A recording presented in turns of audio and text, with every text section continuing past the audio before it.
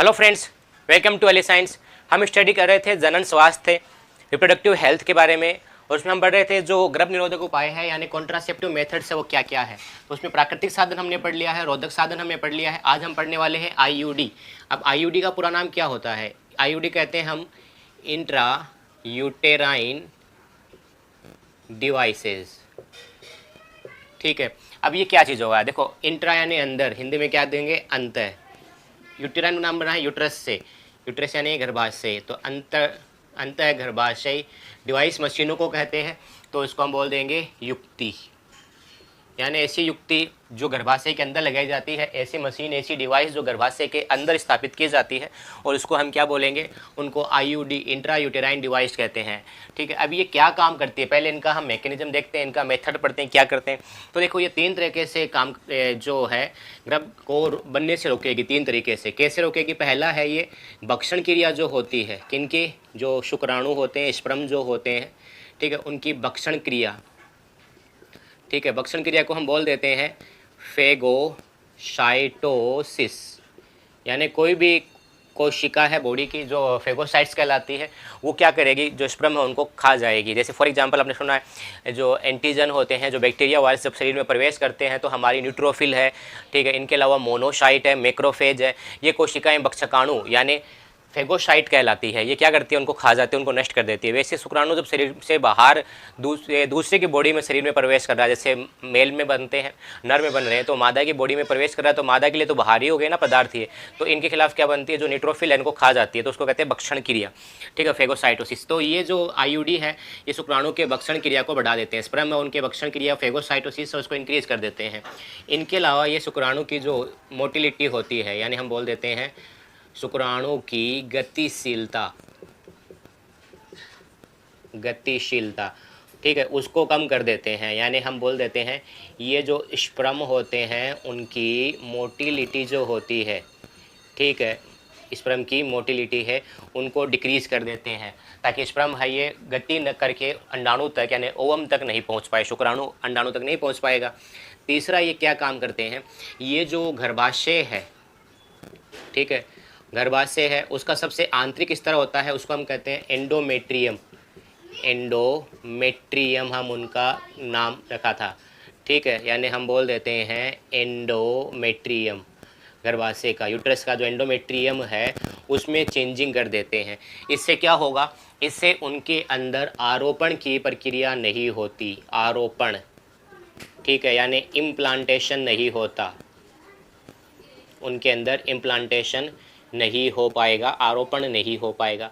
अब ये इम्प्लांटेशन, आरोपण क्या है? ये हमने जो तीसरे चैप्टर उसमें पढ़ लिया था कि जो गर्भाशय है, ठीक है, जैसे हमने मादा जनन तंत्रिका में डायग्राम बना देता हूँ, मेल रिप्रोडक्टिव सिस्टम का डायग्राम बना देते हैं, ठीक है, सिंपल सा रफ्सा बना रहा हूँ अभी मैं, ठीक है, हम ऑलरेडी इसके बारे में पढ़ चुके हैं।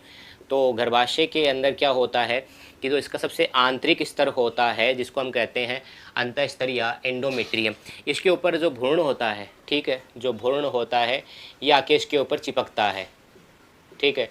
कौन सा भ्रूण आके चिपकता है? जो ब्लास्टूला होता है, जब इसके ऊपर आके चिपकेगा इस प्रोसेस को कहते हैं आरोपण, इम्प्लांटेशन। उसके बाद चिपकने के बाद में इसमें विकास होगा, शरीर बनेगा, हाथ पैर सब विकास होंगे। तो अगर ये आके चिपक ही नहीं पाए, सीधे नीचे निकल जाए, यहाँ से इस मार्ग के द्वारा शरीर से बाहर निकल जाए, तो क्या होगा? गर्भधारण नहीं हो पाएगा, ठीक है। तो इस प्रकार रोका जा सकता है इसको। थर्ड, ये क्या करता है?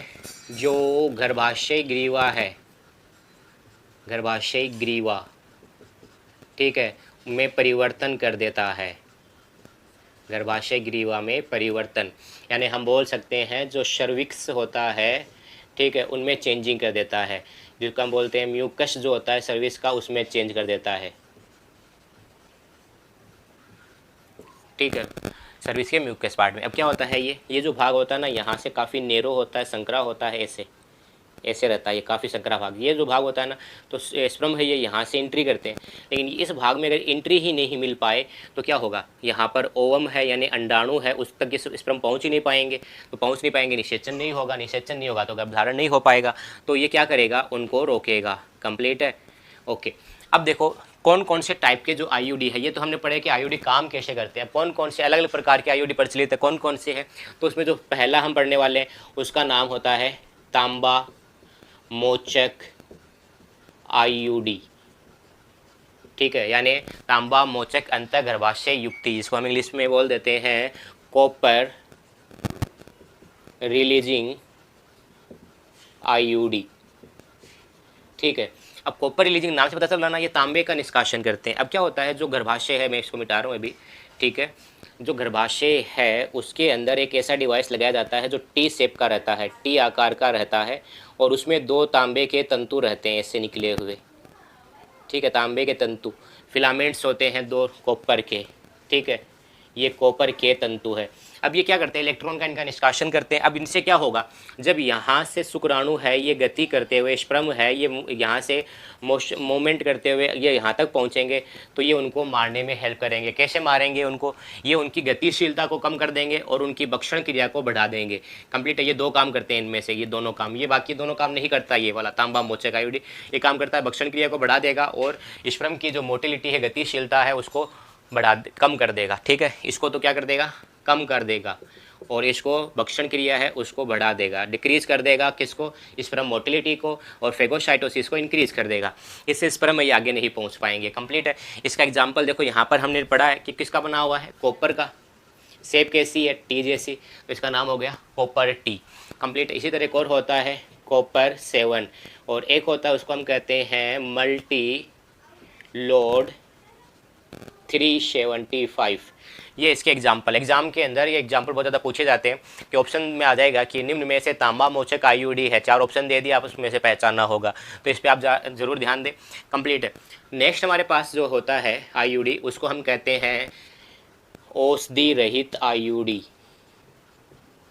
औषधि रहित आईयूडी, यानी इसमें कोई औषधि नहीं होती, हम इसको बोल देंगे नॉन मेडिएटेड आईयूडी, यानी मेडिसिन नहीं होती इसके अंदर, नॉन मेडिएटेड आईयूडी। अब देखो ये आईयूडी क्या होती है, ये भी सेम इसी तरह गर्भाशय के अंदर स्थापित की जाएगी। कंप्लीट है, गर्भाशय के अंदर इसको स्थापित करेंगे। इनका आकार इस तरह एस जैसा होता है, ठीक है, और इनसे भी तंतु निकलते हैं इस तरह, लेकिन ये तंतु है ये इनके नहीं होते। किनके नहीं होते, कॉपर के बने हुए नहीं होते। अब ये क्या काम करते हैं, ये जो भक्षण क्रिया होते हैं, शुक्राणु की भक्षण क्रिया, उसको बढ़ा देते हैं। कंप्लीट शुक्राणु है उसकी भक्षण क्रिया को बढ़ा देते हैं, जिससे शुक्राणु आगे मूवमेंट नहीं कर पाएंगे। इसका एग्जाम्पल होता है लिपेस लूप। ठीक है, इसका एग्जाम्पल है लिपेस लूप। ठीक है, थर्ड हम बात करते हैं, थर्ड हम इसमें स्टडी करते हैं, उसका नाम होता है हार्मोन मोचक आईयूडी, हार्मोन मोचक आईयूडी। ओके, तो इसको हम बोल देंगे हार्मोन रिलीजिंग आईयूडी।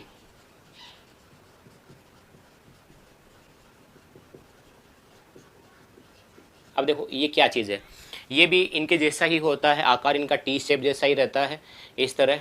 ठीक है, लेकिन इनके अंदर क्या होता है, यहाँ पर एक खोखली पतली नलिका होती है और उस नलिका में हार्मोन भरा हुआ रहता है। ठीक है, और हार्मोन कौन से होते हैं इनमें, एस्ट्रोजन प्रोजेस्टेरोन हार्मोन ज़्यादा मात्रा में मिलेंगे, और ज़्यादा भी मिलेगा कौन सा, प्रोजेस्टेरोन हार्मोन ज़्यादा मिलेगा। ठीक है, तो इस तरह रहता है। अब जो हार्मोन क्या करेंगे, हार्मोन जो होता है ना अंतःगर्भाशय, उसमें परिवर्तन कर देंगे। तब अंतःगर्भाशय में परिवर्तन होगा, इसका मतलब क्या हो गया, अंतःगर्भाशय का मतलब एंडोमेट्रियम में परिवर्तन कर देंगे, जो गर्भाशय की सबसे इनर लेयर है उसमें चेंजिंग कर देंगे। इससे क्या होगा, आरोपण नहीं हो पाएगा, इम्प्लांटेशन नहीं हो पाएगा, यानी जो भ्रूण है, ये देखो यहाँ से स्पर्म तो पहुँच जाएंगे, यहाँ से स्पर्म है ये इसके पास पहुंच जाएंगे, कोई प्रॉब्लम नहीं होगा। स्पर्म से बाद में आपको पता है जाइगोट बन जाएगा, युग्मनज बन जाएगा, फिर युग्मनज से भ्रूण बनता है, ये आके चिपकता है यहाँ पर गर्भाशय के अंत स्तर से चिपकता है। उसके बाद में क्या होता है, पूरा बॉडी का निर्माण स्टार्ट होता है, हाथ पे सब बनना शुरू होते हैं। तो ये चिपक कहीं नहीं है अगर, तो क्या होगा, इसको बॉडी से यहाँ से योनि मार्ग जो होता है, वेजाइनल जो ट्रैक है, उसके थ्रू इसको बॉडी से बाहर निकाल दिया जाता है, तो पूरा का पूरा ये बाहर निकल जाएगा। इसका मतलब क्या होगा, यहाँ पर गर्भधारण नहीं होगा, प्रेगनेंसी नहीं आएगी। कंप्लीट है, तो ये हो गए हार्मोन मोचक, और इनका एग्जाम्पल होता है LNG20, और एक होता है प्रोजेस्टाशर्ट, ये 2 एग्जाम्पल है। कंप्लीट है, ओके। तो अब देखिए इधर क्या चीज़ है, इनका नाम हम कैसे कैसे याद कर सकते हैं। तो देखो इनमें तो आ रहा है कॉपर, कॉपर दोनों में नाम आ रहा है, तो इसमें कोई डाउट नहीं है कि जहाँ पर भी ऑप्शन में आ गया तो आप बता दो कि कॉपर कॉपर है, तो ये तांबा मोचक आईयूडी है। कंप्लीट है।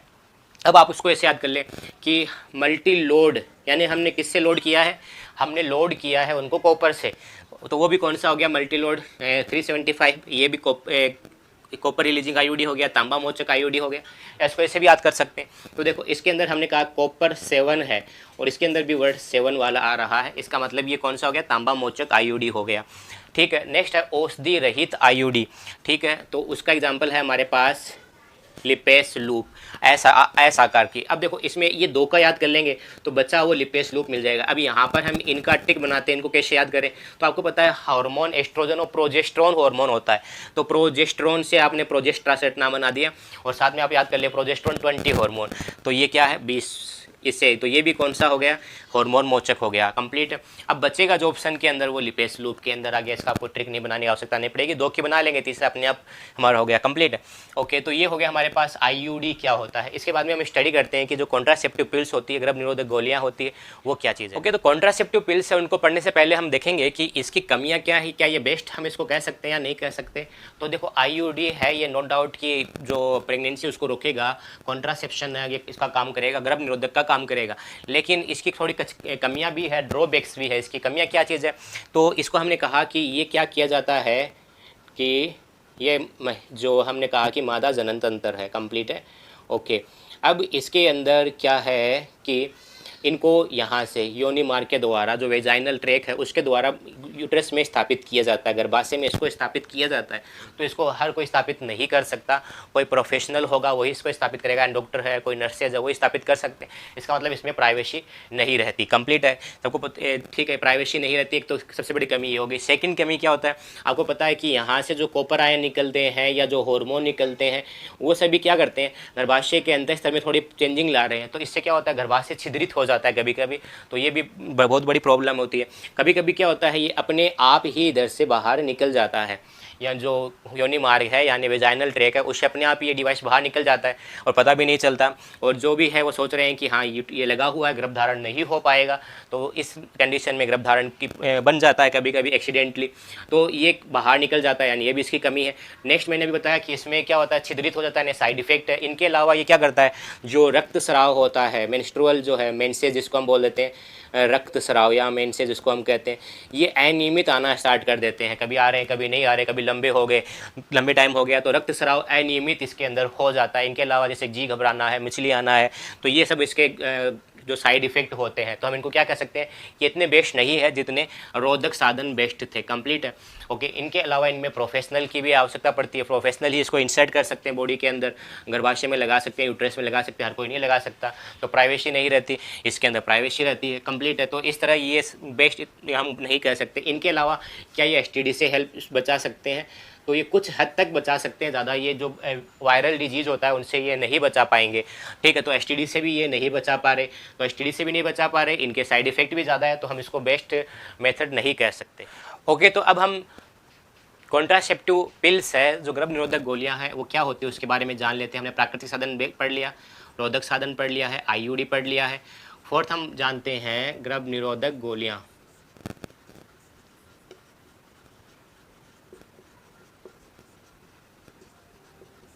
जिनको हम कह देंगे कॉन्ट्रासेप्टिव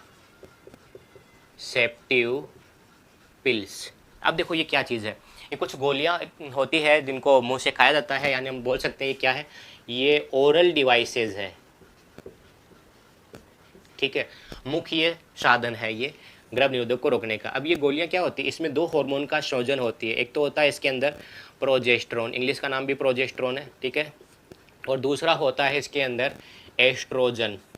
प्रोजेस्टेरोन और एस्ट्रोजन 2 हार्मोन इनके अंदर मिक्स रहते हैं, 2 हार्मोन का संलयन है, मिक्सचर है ये 2 हार्मोन का।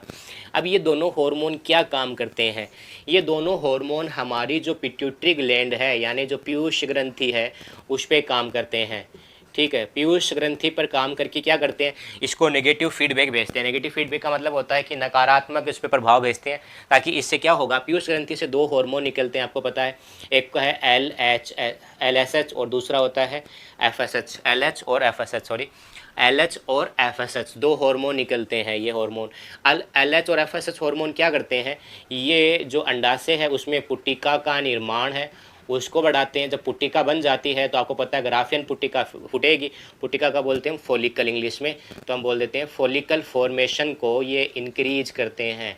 कौन से हार्मोन? FSH और LH। सेक्रेट किससे होते हैं? पीयूष ग्रंथि जो पिट्यूटरी ग्लैंड है, ठीक है, उससे ये सेक्रेट होते हैं। इनके अलावा ये क्या करते हैं? दूसरा काम, अंडोत्सर्ग को बढ़ाते हैं, यानी ओव्यूलेशन है उसको इंक्रीज करते हैं, ओव्यूलेशन को इंक्रीज, सॉरी, ये हार्मोन इंक्रीज करेंगे, कंप्लीट है। लेकिन हमने क्या किया है? एस्ट्रोजन प्रोजेस्टेरोन हार्मोन की गोली ले ली है, तो ये हार्मोन क्या करेंगे? ये FSH और LH को नहीं बनने देंगे। LH और FSH नहीं बनेंगे तो फॉलिकल नहीं बनेंगे, पुट्टिका नहीं बनेगी, ओव्यूलेशन नहीं होगा, अंडोत्सर्ग नहीं हुआ। अब अंडोत्सर्ग क्या होता है मैं आपको पहले ही बता चुका हूँ। जैसे मादा जनन तंत्र है हमारे पास, ठीक है, ओके, रफ सा बना रहा हूँ मैं आपको, इसका डायग्राम बनाना मैंने बता ही दिया था सेकंड चैप्टर में, ओके। अब देखो क्या होता है, अंडोत्सर्ग कहते हैं जो अंडाणु होता है, ओवम होता है, वो निकल के यहाँ बाहर आए। अब वो यहाँ वेट करता रहता है स्पर्म की, और स्पर्म यहाँ से मूवमेंट करके, यानी ओवम जो शुक्राणु है वो यहाँ से गति करके यहाँ पहुँचते हैं और निषेचन होता है। लेकिन अगर अंडोत्सर्ग नहीं होगा तो ये अंडाणु बाहर नहीं निकलेगा, अंडाणु बाहर नहीं निकलेगा तो स्पर्म कितने ही पहुँच जाए, अंडाणु तो है ही नहीं, निषेचन कैसे होगा, फर्टिलाइजेशन नहीं होगा तो गर्भधारण नहीं होगा। तो ऐसे इसको रोका जा सकता है। जो प्रोजेस्टेरोन और एस्ट्रोजन गोलियाँ हैं ये इस तरह काम करती है, कंप्लीट है। लेकिन इसके भी साइड इफेक्ट होते हैं, क्योंकि इसमें हार्मोन में परिवर्तन आ रहे हैं शरीर में, तो वही हो जाएगा, अनियमित रक्तस्राव होता है, मेंसेज है वो इरेगुलर हो जाते हैं, ठीक है, घबराहट रहेगी, ठीक है, थकावट रहती है, टायर्डनेस रहती है बॉडी के अंदर। तो ये सब इसके क्या होते हैं?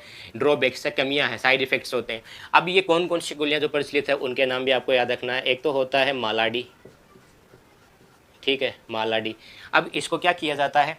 इसको जो आर्तो चक्कर है, आर्तो चक्कर जिसको हम कहते हैं मेंस्ट्रुअल साइकिल, मेंस्ट्रुअल साइकिल, उसके फर्स्ट दिन से लिए जाती है और 22 दिन तक लगातार ली जाती है इन गोलियों को। 800 चक्कर के पहले दिन से लेकर 22वें दिन तक लगातार इस गोलियों को लेना होता है, मिस नहीं करना होता है। तो अब मान लो बाई चांस मिक्स हो गया तो हो सकता है कि उसमें निषेचन हो जाए, ठीक है, यानी गर्भधारण हो जाए, प्रेगनेंसी रह जाए। तो इसका मतलब ये बेस्ट नहीं हुआ, तो हमें कोई बेस्ट खोजना पड़ेगा। तो फिर बेस्ट खोजी गई, उसका नाम होता है सहेली, ठीक है, इंग्लिश का नाम भी सहेली ही है। ये क्या होती है? ये सप्ताह में एक बार ली जाती है, ठीक है, सप्ताह में एक बार, यानी हम बोल देते हैं वंस इन ए वीक, ठीक है, एक हफ्ते में, सॉरी एक सप्ताह में एक बार ली जाती है, वंस इन ए वीक ली जाती है ये गोलियाँ। तो और ये मतलब प्रभावशाली हुई फिर, तो ये किसका संयोजन है? एस्ट्रोजन व प्रोजेस्टेरोन का। और ये बनाया किसने था? एक संस्था है जिसका नाम है CDRI, CDRI। इसका पूरा नाम होता है central drug research institute. Central, C का मतलब हो गया यहाँ पर सेंट्रल, डी का हो गया ड्रग, आर से रिसर्च, आई का मतलब हो गया इंस्टीट्यूट, जिसको हम हिंदी में बोल देंगे केंद्रीय औषध अनुसंधान संस्थान। ड्रग्स कहते हैं औषधियों को, दवाइयों के लिए काम में लिया जाता है ड्रग्स। आप समझोगे जो नशे वाले ड्रग्स है वो नहीं है, दवाइयों के लिए ड्रग्स कहा जाता है। और इसका जो मुख्यालय है वो है लखनऊ में। आप कोशिश करें कि जब आप अपनी जो स्टडी कंप्लीट करें तो आपका जॉब यहाँ लग जाए, CDRI में लग जाए। देखिए इसको आपको जो भी इस तरह की संस्थाएं देखने को मिलती है, जैसे आपको मिल गया ICSR होता है, इसरो हो गया, CDRI होगी, तो आप उनके बारे में स्टडी किया करो कि वहाँ से कौन कौन सी पोस्ट निकलती रहती है और उनके लिए हम कैसे, मतलब कितनी स्टडी करना होता है, क्या स्टडी करना होता है, कैसे उनमें जॉब अप्लाई किया जा सकता है। तो आपको वहाँ पर अच्छी अच्छी संस्थाएँ हैं, उनमें स्टडी करने को आपको मिल जाए, वहाँ पर आपको जॉब करना मिल जाए, तो आप इसके भी आप तैयार किया करें। तो ये हो गया सहेली का CDRI कंप्लीट है। तो ये था कॉन्ट्रासेप्टिव मेथड्स। तो इस वीडियो में हम इतना ही स्टडी करेंगे। अगले वीडियो में जानेंगे कि वासेक्टोमी और ट्यूबेक्टोमी क्या होती है, जिसको हम नसबंदी सिंपल से कहा जाते हैं, तो वो क्या होती है।